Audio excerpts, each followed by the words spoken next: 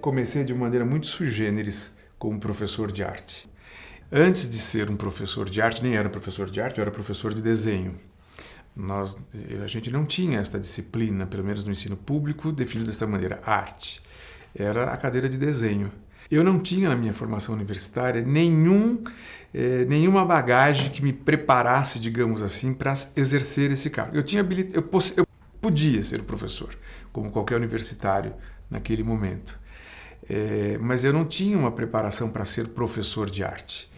E por necessidade de trabalhar, eu me vi nessa condição e foi muito curioso que a primeira coisa que me ocorreu foi me lembrar da minha própria história como estudante, como ginasiano, o que eu gostava, com o que eu me conectava, para saber se desse universo eu podia tirar algum elemento que pudesse alimentar ou formar o meu repertório como professor.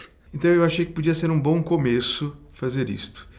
E juntava aí aquilo que eu vivia como aluno de arte e essa lembrança, essa memória. Só que não funcionava na sala de aula. Me incomodava muito nesse ambiente escolar da época escutar dos meus colegas, professores, que os alunos não pensavam. E me chamava, assim, sumariamente, e me chamava muito a atenção perceber também que não parecia ser muito favorecedor para o desenvolvimento do pensamento o que eles faziam nas suas respectivas disciplinas.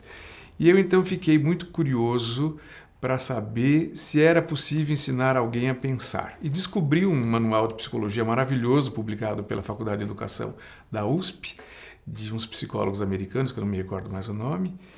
E este material o livro muito importante na época, 100 Anos de Solidão, do Gabriel Garcia Marques, e este outro manual do Ezra Pound, o ABC da Literatura, na verdade se constituiu no tripé que me ajudou a criar um monte de possibilidades de investigação e de recolocação de como eu poderia ser um professor de arte nesse contexto.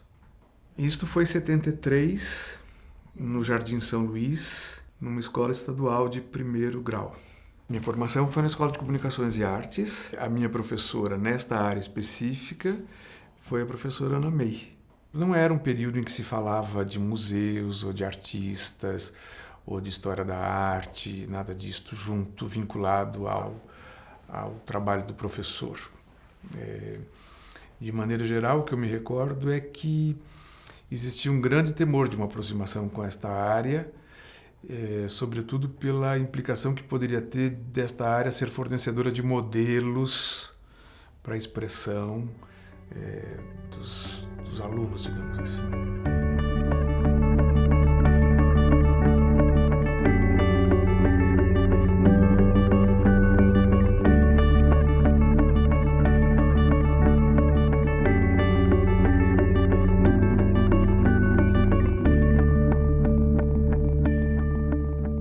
Tudo aquilo que eu praticava com os meus alunos, na verdade, eram propostas que eu criava, que eu pensava, levando em consideração toda a avaliação que eu fazia de todo o desenvolvimento com eles próprios, do que eles me instigavam a entender do que pudessem ser as suas necessidades, demandas. E não tinha, portanto, nenhuma orientação, como se a faculdade fosse o lugar da criação desse contexto e a escola como lugar para eu praticar isso tudo. Apesar desta orientação ou desse temor existente nesse período com relação à arte, aos artistas, no meu caso particular, eu sempre tive interesse pela vida dos artistas, pelas obras de arte. Eu sempre procurei expandir a minha curiosidade nesse sentido. A condição de poder trabalhar mais especificamente nessa perspectiva, integrando mais o artista, digamos assim, se deu mais plenamente quando eu pude ir trabalhar num museu, na Pinacoteca do Estado. Porque ali eu me vi numa condição de poder ter um espaço físico que eu poderia estar equipando, que eu poderia estar organizando para receber jovens, crianças, para trabalhar num ambiente específico. E eu pensava, se dentro da escola pública não é possível ter um lugar, então o museu tem que se comprometer a ter um lugar. E se não é possível ter uma aula de arte de verdade dentro da escola, que o museu se responsabilize por essa possibilidade de criar uma alternativa que tanto pode servir para a prática de crianças, de jovens interessados, como também de um lugar de onde possa brotar uma reflexão sobre o que possa ser o ensino de arte de verdade na escola. Isto foi em 76. Naquele momento era muito frequente a gente ter atividades para as crianças, arte infantil, teatro infantil, mas a gente não escutava falar de adolescentes. Então eu achei, como era o público, era a faixa etária, essa entre os 13, 15, 16 anos que eu tinha trabalhado recentemente, eu queria reencontrar esse público dentro do museu e propus então que a atividade fosse aberta para adolescentes. Só que estes adolescentes que iam para essa atividade já eram diferentes daqueles alunos. Eu tinha 30 alunos na sala de aula, alguns tinham interesse por arte, outros não, a grande maioria não. Mas esses que escolhiam ir para o museu já tinham dentro de si um moto próprio para desenvolvimento e para querer fazer coisas. Estavam de alguma maneira conectados. Não sei de que forma e quem fazia isto, mas já eram indivíduos diferentes. Então, muitos daqueles exercícios já não funcionavam mais. Eles queriam mais autonomia, eles queriam mais independência, eles queriam serem eles próprios os autores das suas ideias, dos seus projetos, das suas necessidades. Então, gradualmente, eu fui percebendo a importância de ir cedendo espaço na proposição de coisas e sendo receptor daquilo que eles queriam trazer. Aqueles resultados maravilhosos, surpreendentes que os alunos produziam dentro de um contexto de sala de aula, ali o que eu via? Eu via os resultados que eram chamadas imagens, que a gente chamava na época das imagens estereotipadas. Os palhacinhos, as lágrimas, aquelas imagens todas. E eu comecei a entender que eu precisava sinceramente achar aquilo bonito e achar aquilo valioso. Eu sinceramente comecei a achar que aquilo de fato era a tradução literal da necessidade dos meus alunos. E que devia ser daquele ponto que eu deveria construir com eles. E não mais de enxergar que o menino que fazia aquela imagem estereotipada era menos ou sabia menos. A defesa, ele conseguiu chegar, sobrou para ele até ali. Ele tinha que ser acolhido e incentivado a outras possibilidades.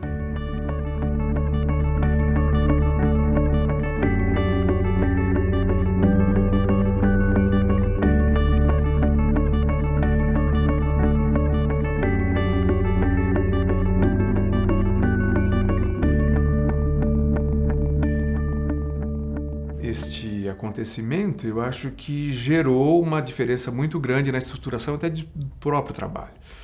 É uma história muito longa, muito comprida, mas gradualmente esse espaço se caracterizou melhor como um espaço de ateliês para crianças, para jovens, futuramente para professores. Ele se desembocou no Festival de Inverno de Campos do Jordão. A nossa vivência da Pinacoteca foi levada para o Festival de Inverno, constituiu um núcleo importante no Festival de Inverno de 83, organizado pela professora Ana May. E aí, nesta hora, a gente tinha consciência de que alguma coisa que tinha vindo para dentro do museu havia sido reelaborada ali dentro e podia voltar para o contexto escolar com uma outra dimensão, sobretudo para a escola pública. Isso aconteceu durante muitos anos na Pinacoteca, até que eu deixei esse trabalho e fui trabalhar na escola particular, com crianças pequenas. Me comprometi com a escola e acabei criando a área de artes da escola e fiquei lá durante muito tempo, sendo, digamos, o assistente para esta área, para a escola, para todas as outras séries, mas sendo professor regente de primeira a quarta série em atividades de ateliê. E nesta hora eu pude me concentrar exclusivamente na minha proporção como professor. Eu não estava mais numa função de coordenador, de organizar equipes.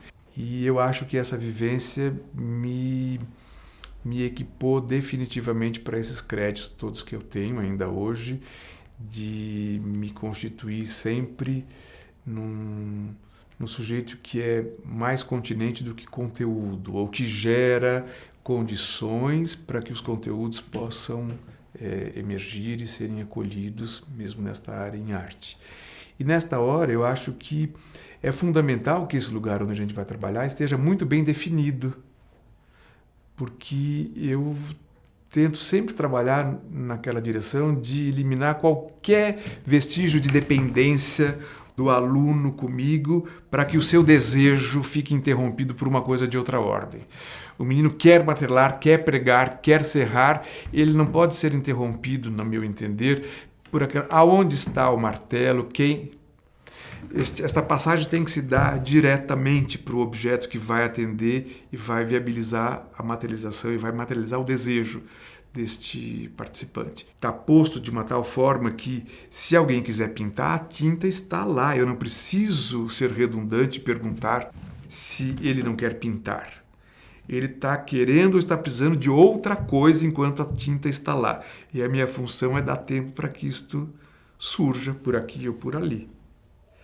E a diversidade que existe nesse lugar, para mim, tenta ser uma devolutiva para o grupo da minha compreensão da diversidade humana existente nele grupo. Há quem goste de desenhar, de pintar, de modelar, de ver, enfim. Eu acho que nesse tempo todo de trabalho eu fui aprendendo a me organizar e a organizar quem está à minha volta. Mas acho que toda essa preocupação nasce de uma tentativa de ser o garantidor da maior possibilidade de autonomia possível para aquele que trabalha comigo, do meu aluno, do jovem, da criança, ou do adolescente, enfim. Sempre de propiciar que ele possa ou ela possa ser o mais autônomo possível nas decisões que ela tem que tomar com relação ao seu próprio trabalho, de ser incentivador. Eu acredito que, se como professor eu crio essa condição previamente, eu facilito bastante esta autonomia, essa independência, que pode chegar ao paradoxo total da dispensa absoluta até do próprio professor. Parece um caminho quase que vai nessa direção do abismo, dessa independência, dessa separação. Pode ser que o final desta história esteja nesta eliminação desta figura, mas é realmente nisso que eu acredito. Eu tinha sido convidado para propor um projeto para o MASP, para o educativo do MASP, que não existia, e criei um projeto que previa, então, a construção de um equipamento educativo amplo. O ateliê, entretanto, só foi possível muito tempo depois. No primeiro ano de trabalho, ano e meio de trabalho, as práticas artísticas ou expressivas que vinham para complementar a vivência de apreciação eram sempre desenvolvidas em espaços alternativos e variados do museu. Existia uma ideia corrente que era assim: não, você não precisa ficar preocupado, a educação está em todos os lugares, não precisa ter um lugar específico. E é pura balela, precisa sim ter um lugar específico, é deste lugar que pode se dar um empoderamento e uma entrada numa discussão mais ampla. Que tudo que o museu faça vai na direção de também educar o visitante, não há nenhuma dúvida. E que muitas vezes o museu como um todo, apesar de ter um setor de educação, pode mais deseducar do que educar, também é verdade. Mas, do meu ponto de vista, é necessário existir um lugar e que desse lugar brote, enfim, as expectativas ou as possibilidades de atuação e de trabalho. Foi o tempo que eu tive para somar todas as experiências que eu já tinha vivido com a construção de ateliês e fazer a proposição da ocupação de um espaço dentro do museu. E foi daí que se instalou esta vertente no MASP, que tinha deixado de existir desde que o museu tinha vindo da 7 de abril para a Avenida Paulista. No caso do MASP, e já com outra maturidade profissional, pessoal, nós percebemos que desde o começo era fundamental que o professor percebesse que o compromisso que a gente tinha expectativa que ele tivesse com o seu trabalho também fosse explicitado pela instituição para ele. Era fundamental que quem atendesse no museu, a esses alunos, esses professores, por exemplo, fossem já pessoas formadas das mais diferentes áreas. Isso não impede que as pessoas que estejam em formação possam vir também aprender com quem está, mas não deve ser responsabilidade de um iniciante ter esta função, sobretudo no museu como o MASP, no museu da importância histórica nesta área como o MASP.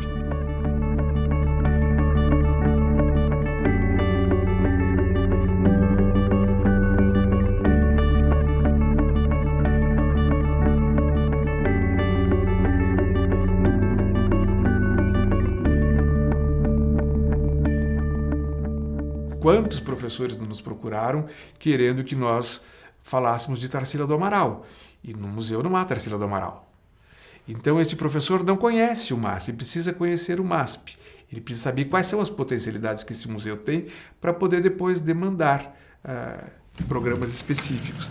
E aí começamos, então, uma assessoria para responsáveis por grupos e professores, com a finalidade de assessorá-los e de familiarizá-los com a condição do museu, o que o museu tem e o que ele poderia ter interesse de pedir, de solicitar. Como que ele poderia fazer a conexão entre aquilo que existia no museu e a sua necessidade trazida da área de conhecimento da escola. E essa área de conhecimento da escola não era só da arte. Podia vir da matemática, da geografia, da história, de ciências.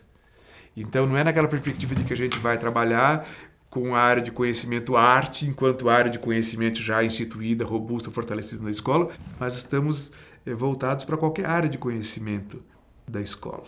Na perspectiva especificamente da coleção do museu, começamos um trabalho há 17 anos, que é o de mostrar uma vez por mês, dentro de ciclos semestrais, concebidos organicamente, não aleatoriamente, uma atividade que se chama Curso Introdutório à História da Arte a partir da coleção do MASP. E há 17 anos começamos uma atividade para professores aos sábados pela manhã, uma vez por mês. Inicialmente nós precisamos chamar os amigos, os conhecidos para criar a plateia, e hoje, tantos anos depois, a gente já é obrigado a limitar a frequência a 450 pessoas por vez, dada a procura. A outra coisa que é fundamental no trabalho é gerar espaços de silêncio e de contemplação. A gente sempre, por mais que a visita esteja programada ou demandada pelo professor, a gente procura fazer o entendimento de que a criança não está tendo uma aula no museu. Pelo menos não dada por nós, do educativo. Mas está tendo uma vivência diante de originais e que é fundamental que ele possa ter um templo de silêncio, de escuta, de procura pessoal dos seus interesses para reorganizar, reelaborar e comunicar. Há tanta coisa que se ensina, há tanta coisa que se fala para as crianças ou para os alunos que faltam espaços para a escuta desses alunos na escola, verdadeiramente. E eu acho que um bom espaço para a fala é através da arte. E garantir esse espaço traz muito material que eu considero de muita importância. Eu acho que vai além até daquela condição de ser área de estudo, área de conhecimento, nesse sentido. Com certeza a gente tem o credo de que o trabalho que a gente tem que fazer diante do original tem que ser tão profundo e tão verdadeiro que gere um vínculo permanente e que o conhecimento continue a se dar fora do museu. E acho que a melhor maneira de fazer isso é criar uma condição de aqui e agora, aproveitar toda a absoluta especificidade deste momento diante do original e extrair dessa materialidade todos os estímulos que incentivem a construção do conhecimento depois e que, inclusive, este menino vai dispor de muito mais recursos do que nós temos naquele momento. Entretanto, se eu não trago o menino para aqui e para agora, diante desta obra, a título de supor que isso que eu considero importante é importante para trazê-lo para aqui e agora, eu posso ter diante de mim uma pessoa, mas eu não tenho um sujeito que está conectado com isto.